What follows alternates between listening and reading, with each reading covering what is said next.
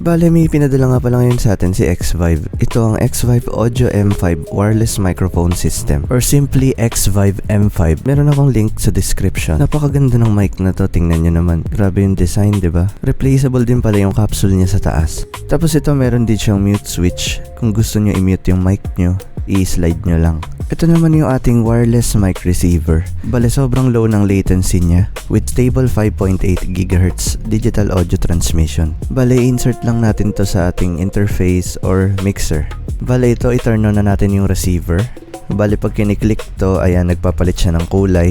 Ito yung pag nagsiswitch ka ng channel. Pero recommend ko sa inyo, itong dark blue na lang gamitin para nag-o-auto-scan na lang siya ng best frequency. Bale, ito naman yung microphone, i-turn on natin.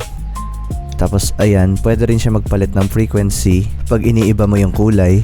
Pero again, recommend ko dito is yung dark blue, tulad nung nasa receiver natin. So ayan, kung makikita nyo, pareho silang naka dark blue na setting. Bale, ito connect na natin yung wireless receiver sa interface. Then ito, turn on natin yung power ng receiver and make sure naka dark blue yung channel. Ganon din sa mic natin, bale i-turn on natin and set to dark blue. Ayun, nakaka-receive na siya ng signal. Hello? Mic check. Hello? Ayan.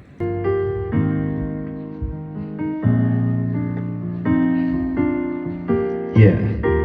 Stuck on you. I've got this feeling down deep in my soul that I just can't lose. Guess I'm on my way.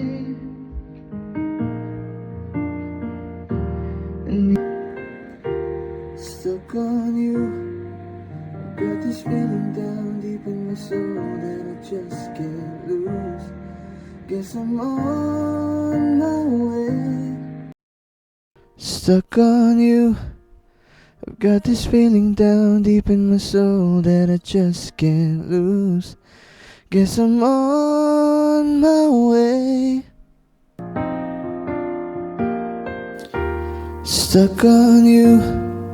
I've got this feeling down deep in my soul that I just can't lose.